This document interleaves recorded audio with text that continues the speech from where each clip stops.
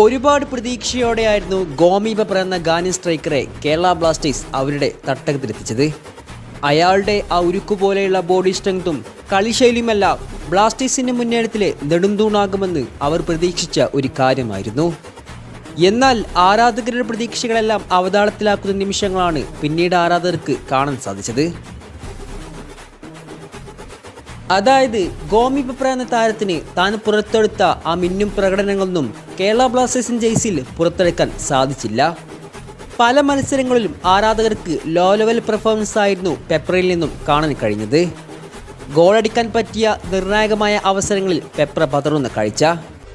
അങ്ങനെ തൻ്റെ സോഷ്യൽ മീഡിയയുടെ കമൻറ്റ് ബോക്സിൽ ആരാധകർ അവരുടെ രോഷം പ്രകടിപ്പിച്ചു. പെപ്രക്കെതിരെ അയാളെ തരം താഴ്ത്തിയുള്ള അയാളുടെ മോശം പ്രകടനത്തെ എതിർത്തുകൊണ്ട് ആരാധകർ കമൻറ്റ് ബോക്സിൽ പൊങ്കാലയിട്ടു. എന്തിനേറെ പറയണം, ആരാധകരുടെ ഈ പ്രവണതയിൽ തൻ്റെ കമൻറ്റ് ബോക്സ് ഓഫ് ചെയ്ത് അവരോട് മാപ്പ് പറയേണ്ട അവസ്ഥ വരെ പെപ്രക്കുണ്ടായിരുന്നു. എന്നാൽ ഇതിനെല്ലാം മറുപടി തൻ്റെ കളിമികവിലൂടെ തന്നെ തെളിയിച്ചു കൊടുക്കണമെന്ന വാശി പെപ്രക്കുണ്ടായിരുന്നു. കേരള ബ്ലാസ്റ്റേഴ്സ് ആരാധകർ അറിഞ്ഞില്ല അവർ കുത്തിനോവിച്ചത് മൂർഖൻ പാമ്പിനെയാണെന്നത്. ഇന്ന് 2024 ഡൂറൻ കപ്പിൽ മിന്നും പ്രകടനം കാഴ്ചവെച്ച് 3 മത്സരങ്ങളിൽ നിന്ന് 4 ഗോളും നേടി അയാൾ തൻ്റെ വരവറിയിച്ചിരിക്കുന്നു. നോഹ സ്റ്റോയ്ക്ക് കൂടെ കട്ടകത്ത് നിന്ന് മുന്നേറുകയാണ് ഗോമി പെപ്ര. അതെ, അയാൾ തന്നെ. തന്നെ വിമർശിച്ച ആരാധകർക്ക്, തന്നിൽ പ്രതീക്ഷ നഷ്ടപ്പെട്ട ആരാധകർക്ക് തൻ്റെ കളിമികയിലൂടെ തന്നെ അവൻ പ്രതീക്ഷകൾ നൽകിയിരിക്കുന്നു. Yes, the Ghanaian boxer is back. Kwame Peprah.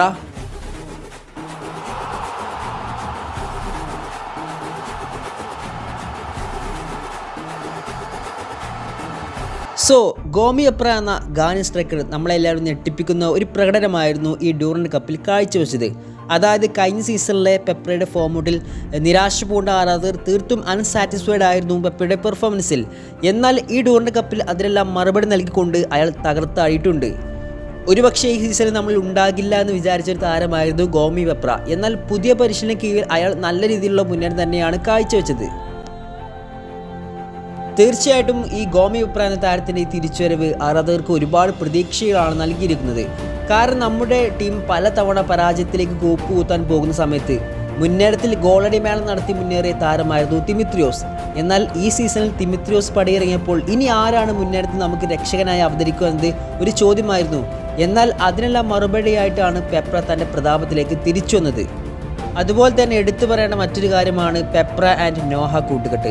അവർ തമ്മിലുള്ള അണ്ടർസ്റ്റാൻഡിംഗ് ഒക്കെ തീർച്ചയായിട്ടും വരാനിരിക്കുന്ന ISL നമുക്ക് ഒരുപാട് ഉപകാരപ്പെടുമെന്ന് നമുക്ക് പ്രതീക്ഷിക്കാം.